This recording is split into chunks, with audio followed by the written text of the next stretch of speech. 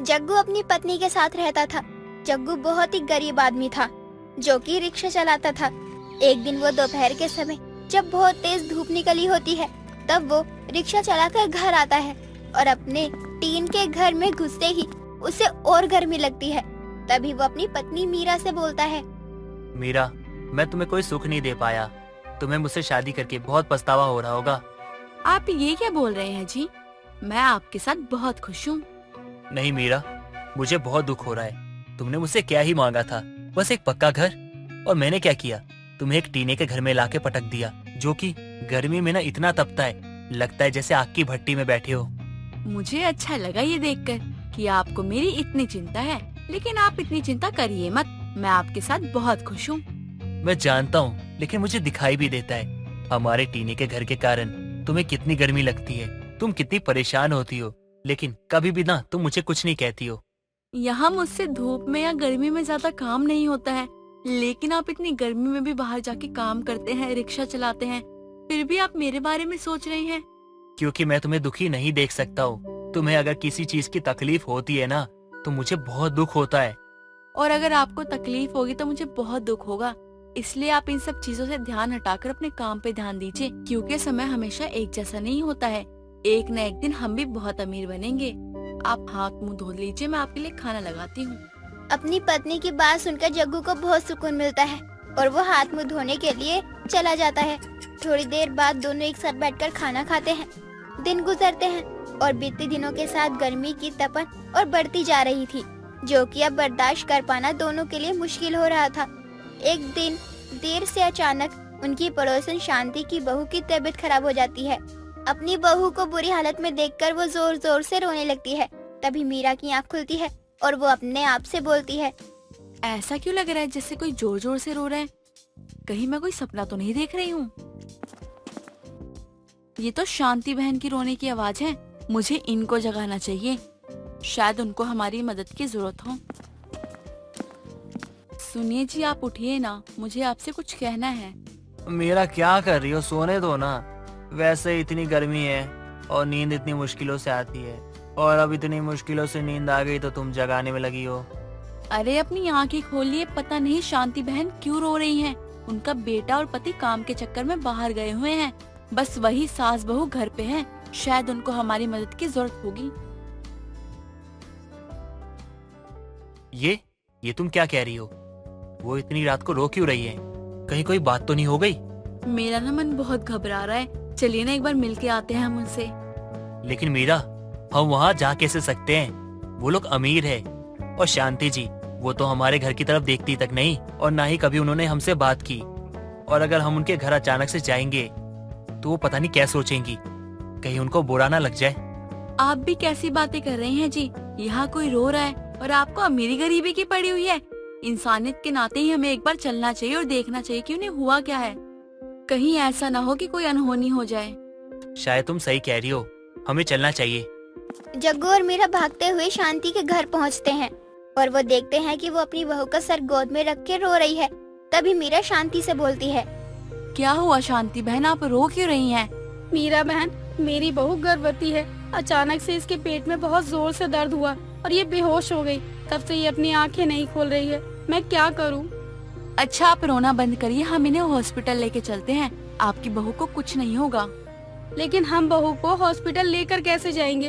हमारे दोनों ड्राइवर तो मेरे पति और बेटे के साथ गए हैं। घर में सिर्फ एक ही गाड़ी है और मुझे तो गाड़ी चलाना भी नहीं आता। मेरे पति ने कई बार मुझे बोला कि गाड़ी चलाना सीख लो, कब किस चीज की जरूरत पड़ जाए ये कोई नहीं जानता। अगर आपको परेशानी ना हो तो मैं आपकी बहू को अपने रिक्शे में बिठाकर ले जा सकता हूँ। लेकिन रिक्शे में इसको संभाल कर बैठना बहुत मुश्किल होगा। एक काम करो, तुम इसे मेरी गाड़ी में ले चलो। तुम्हें गाड़ी चलानी तो आती है ना? जी आती तो है, लेकिन मैं आपकी गाड़ी में कैसे बैठ सकता हूँ? और आप लोग इतने अमीर हो और मेरी इतनी हैसियत नहीं है कि मैं आप लोगों के साथ आपकी गाड़ी में बैठ सकूं। आप भी कैसी बातें कर रहे हैं? इस टाइम ये सब सोचने का समय है। जल्दी से गाड़ी निकालिए, इन्हें हमें हॉस्पिटल लेके जाना है। सबके कहने पर जग्गू गाड़ी निकालकर शांति की बहू को हॉस्पिटल लेकर जाता है और सही समय पर उसका इलाज शुरू हो जाता है। थोड़ी देर बाद उसकी बहू एक बहुत ही प्यारे से बच्चे को जन्म देती है, जिसे देखकर शांति बहुत खुश हो जाती है और वो मीरा से बोलती है, अगर आज आपका पति नहीं होता तो पता नहीं क्या हो जाता, लेकिन आपके पति ने मेरी बहू और मेरे घर के चिराग दोनों की जान बचा ली। एक पड़ोसी होने के नाते हमारा फर्ज बनता है कि हम लोग आपकी मदद करें। हमने आप पे कोई एहसान नहीं किया है, कुछ गलत नहीं हुआ, वही बड़ी बात है। आज आप लोगों ने एक बात तो बता दी कि अमीर लोगों के पास पैसे के सिवा कुछ नहीं होता, लेकिन गरीबों के पास इज्जत, मान सम्मान, दूसरों के लिए अपनापन होता है। ऐसा नहीं हो सकता कि मेरे रोने की आवाज सिर्फ तुम्हें ही सुनाई दी हो, लेकिन मेरी मदद करने के लिए कोई नहीं आया। लेकिन आप लोग आए, बल्कि मैंने कभी आप लोगों से सीधे मुंह बात तक नहीं करी थी। कोई बात नहीं, आप अपना ध्यान रखिए और अपनी बहू का भी। गाड़ी मेरे पति आपकी पार्किंग में लगा देंगे। सुबह आपका ड्राइवर आएगा तो वो आप सभी को लेके चला जाएगा। मीरा गाड़ी की चाबी शांति के हाथों में रखकर अपने पति के साथ घर चली जाती है। दिन बीतते हैं। तभी एक दिन चलती धूप में जग्गू रिक्शा चला रहा होता है। तभी शांति वहाँ से अपनी गाड़ी से गुजरती है। जग्गू को देखकर उसे बहुत बुरा लगता है। घर पहुँचने के बाद वो मीरा के टीन वाले घर में मिठाई देने के लिए जाती है। उसके होश उड़ जाते हैं और वो मीरा से बोलती है, यहाँ पर कितनी तपन है, तुम लोग इस गर्मी में कैसे इस टीने के घर में रहते हो? इसके ऊपर जितनी धूप पड़ती होगी ये उतना ही गर्म होता होगा। आप चिंता मत करिए, हमें इस गर्मी में गरीब घर में रहने की आदत हो गई है। आप हमेशा एसी में रहती हैं, इसलिए आपको ज्यादा फर्क पड़ रहा है। बताइए, आपका यहाँ कैसे आना हुआ? मैं अपने पोते होने की खुशी में मिठाई देने के लिए आई थी, लेकिन आपका हाल देखकर मुझे बहुत बुरा लग रहा है। बुरा क्यों मान रही हैं आप? ये तो मेरी किस्मत है। लेकिन मैं इस हाल में भी बहुत खुश हूँ, क्योंकि अगर मैं दुखी रहूंगी तो मेरे पति को बहुत दुख होगा, जो कि मैं चाहती नहीं हूँ। बेचारे ये लोग दिल के कितने अच्छे हैं, बहुत परेशान हैं ये लोग। मुझे इनकी कुछ मदद करनी चाहिए, क्योंकि इन लोगों ने मेरी बहुत मदद करी है। अगर मेरी मदद से इनका कुछ भला हो जाए तो शायद मुझे बहुत खुशी होगी। आप क्या सोचने लगी? ज्यादा गर्मी लग रही है तो मैं आपके लिए शरबत बना के लाती हूँ। नहीं नहीं, मुझे कुछ नहीं चाहिए, मैं चलती हूँ। शांति वहाँ से चली जाती है और अपने पति और बेटे के वापस आने के बाद उन्हें सारी बातें बताती है। साथ ही उनसे बात करके जग्गू को अपनी ही यहाँ पर ड्राइवर की नौकरी दिलवा देती है। नौकरी पाकर जग्गू बहुत खुश हो जाता है और बोलता है, शांति जी, मैं आपका ये एहसान ना कभी नहीं भूलूंगा। आपने मुझे ड्राइवर रखकर, नौकरी देकर मुझ पे ना बहुत एहसान किया है। मेरी सारी परेशानी आपने दूर कर दी। मैंने आप पर कोई एहसान नहीं किया है, बल्कि आप जैसे मेहनती आदमी को अपने पास रखने में मेरा ही फायदा है। आपने मेरे परिवार के लिए जो भी किया उसके बदले में ये तो कुछ भी नहीं है। ड्राइवर की नौकरी मिलने के बाद जग्गू दिल लगाकर मेहनत करता है, जिससे उसकी स्थिति में काफी सुधार आ जाता है और साल भर के अंदर ही वो अपना एक छोटा सा पक्का मकान बनवा लेता है। समय के साथ उसके हालात और दिन दोनों ही बदल जाते हैं। निर्मला अपनी बहू पायल के साथ एक छोटे से गांव में रहती थी। एक दिन पायल खाना बना रही होती है कि तभी निर्मला खेत से ताजी सब्जियां लेकर आती है और पायल को देती है। ये ले बहू, मैं खेत से ताजी सब्जियां लाई हूँ, तू आज ये सब्जी बना दे। माँ जी, अच्छा हुआ आप सब्जियां ले आई। मैंने अभी बस चावल और रोटी ही बनाई थी। मैंने यही सोचा था कि आज मैं खेत से ताजी सब्जियां ले आऊंगी, और देखो आप ही ले आई। देख बहू, जो चीज तू बस सोचती है ना, वो मैं कर भी लेती हूँ। हाँ, ये तो मैं मान गई माँ जी। अच्छा, आप इतनी धूप में खेत से आई हो, थक गई होंगी ना, आप आराम कर लीजिए हाथ मुंह धोकर, मैं सब्जी बना देती हूँ। अच्छा बहू सुन, कल शाम को शायद मेरी बहन आए घर पे, तो तू कुछ अच्छा सा बना लियो। बाहर से कुछ लाना हो तो वो बिल मंगवा लियो, मैं तो जा नहीं सकती अब। माँ जी, आज मैं तंदूरी चिकन बना दूं सबके लिए। बहुत दिन हो गए हैं, मैंने खाया ही नहीं है। ऊपर से तंदूरी चिकन से अच्छा कुछ हो सकता है क्या? आप बताओ, क्या बोलती हो, बना दूं मैं तंदूरी चिकन? बहू तो मुझे देख रही है ना, मुझे साग सब्जी तो अच्छे से पचती नहीं, तो तू तंदूरी चिकन की बात कर रही है। अरे वैसे मेरी बहन को चिकन बहुत अच्छा लगता है। एक काम कर, उसके लिए तो चिकन बना ले और मेरे लिए दाल रोटी, मैं वही खा लूंगी। ठीक है माँ जी, मैं वैसे भी इतने दिनों से तंदूरी चिकन खाने की ही सोच रही थी। आज खाऊंगी, मजा ही आ जाएगा।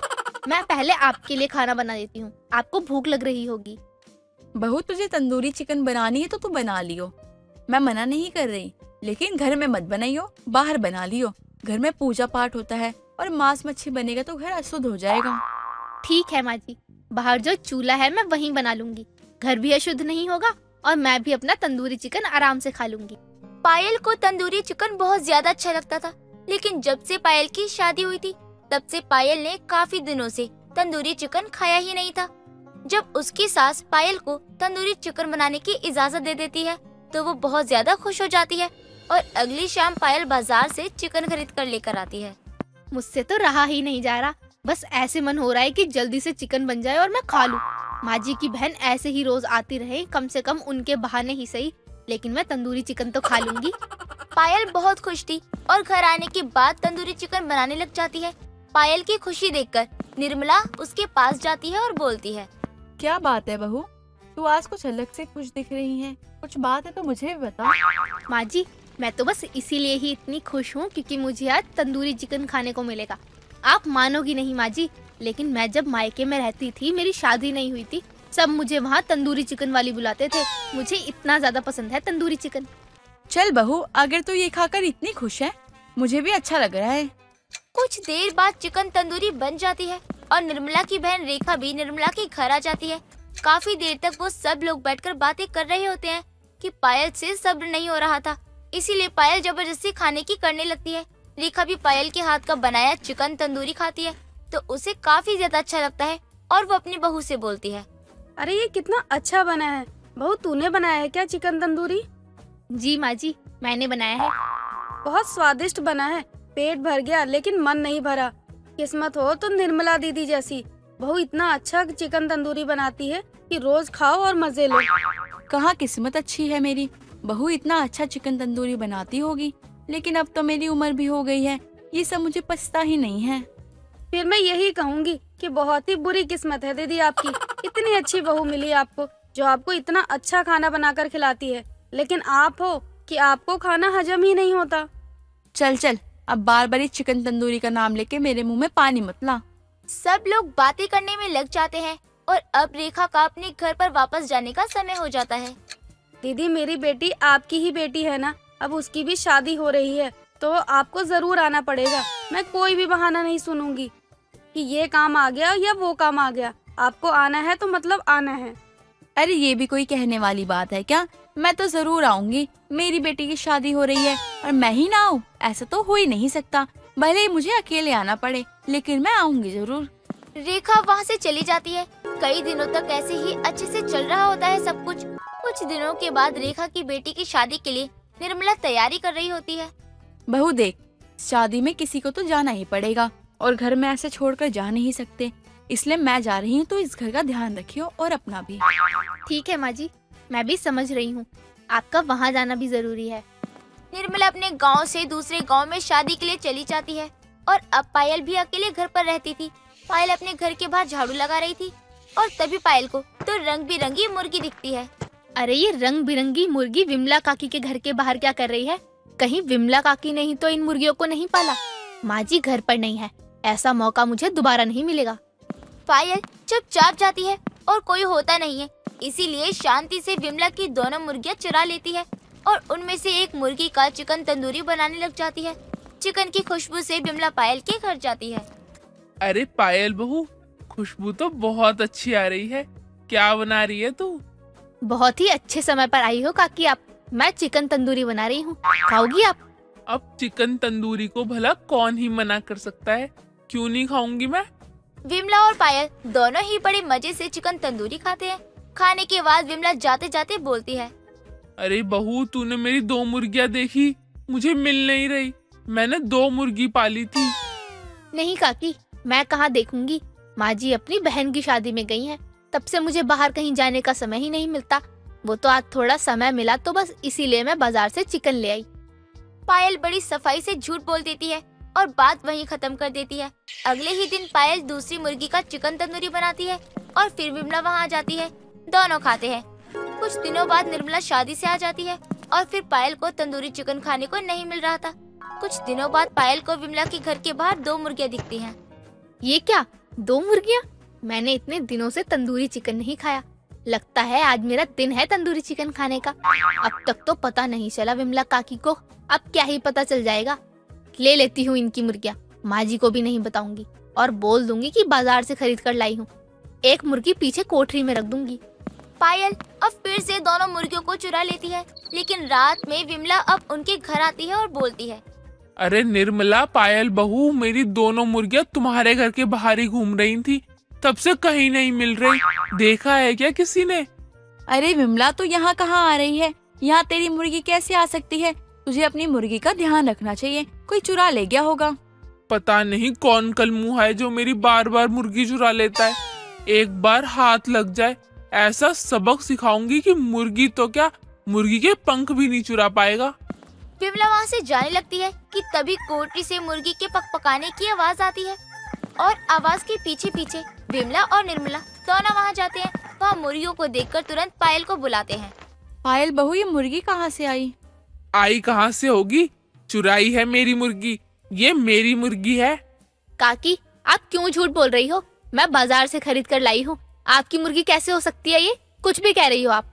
बहू, मुझसे तेजी नहीं, बार बार मुर्गी चोरी हो रही थी, इसलिए इस बार मैंने अपनी मुर्गी में रंग कर दिया और ये वही रंग है।